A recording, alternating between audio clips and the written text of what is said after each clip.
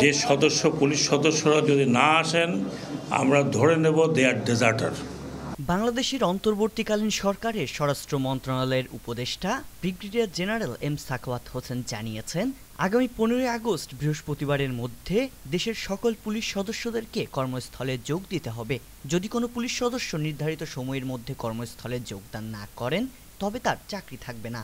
রবিবার দুপুরে রাজারবাগ কেন্দ্রীয় পুলিশ হাসপাতালে আহত পুলিশ সদস্যদের দেখতে এসে সাংবাদিকদের এসব কথা বলেন তিনি। পুলিশ সদস্যদের উদ্দেশ্যে সাখাওয়াত হোসেন বলেন, আপনারা যদি বৃহস্পতিবারের মধ্যে না আসেন তাহলে আমি ধরে নেব আপনারা চাকরিতে ইচ্ছুক নন। ইতিমধ্যেই এই বিষয়ে তিনি র্যাবের মহাপরিচালক এবং মেট্রোপলিটন পুলিশের সঙ্গে আলোচনা করেছেন। ছাত্র আন্দোলনকে ঘিরে যেসব অনাকাঙ্ক্ষিত ঘটনা ঘটেছে তাতে করে পুলিশ সদস্যদের মনোবল ভেঙে পড়েছে বলে স্বরাষ্ট্র উপদেষ্টা জানান, যারা পুলিশকে ব্যবহার করেছে তাদেরকে ধরতে হবে। তিনি চেষ্টা করবেন যারা হুকুম দিয়েছিল তাদেরকে ধরতে।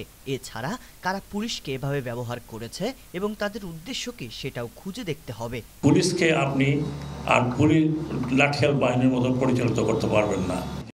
গেল 5ই আগস্ট ছাত্র জনতার আন্দোলনের মুখে বাংলাদেশের সাবেক প্রধানমন্ত্রী শেখ হাসিনার দেশ ছেড়ে পালিয়ে যাওয়ার পর দেশের ভেতর সকল ধরনের পুলিশি কার্যক্রম বন্ধ ছিল। 8 আগস্ট থেকে পুলিশ সদর দপ্তর ও ডিএমপির কার্যালয় খোলা হয়, তবে সেখানে পুলিশ সদস্যদের উপস্থিতি ছিল নগণ্য। জানা গেছে গত শনিবার পর্যন্ত দেশের 639টি থানার মধ্যে 538টির কার্যক্রম শুরু হয়। এর মধ্যে অধিকাংশ থানায় সীমিত পরিসরে কাজ চলছে, আর পুলিশের বড় একটি অংশ এখন নিরাপত্তাহীনতায় ভুগছেন। এদিকে রাজধানী সহ সারা দেশের চাঁদাবাজদের হুঁশিয়ারি করেছেন অন্তর্বর্তীকালীন সরকারের স্বরাষ্ট্র উপদেষ্টা brigadier general M Sakhawat Hossain.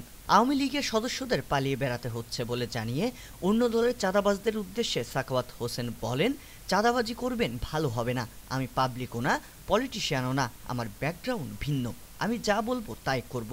তারপর আমি একদিন থাকি আর 3 দিন থাকি।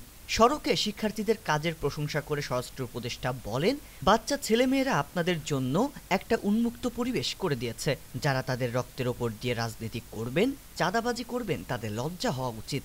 রাজনৈতিক দলগুলোকে উদ্দেশ্য করে তিনি বলেছেন, আপনারা আপনাদের লোক সামলান, আর যদি তা না হয় তবে উপর থেকে পড়তে বেশি সময় লাগে না। আমি পলিটিক্যাল পার্টিদেরকে বিনীত অনুরোধ করছি, আপনারা আপনাদের লোক সামলান, আর না হলে দেখেছেন তো আপনাদের চোখের সামনে উপর থেকে পড়তে বেশি সময় লাগে না।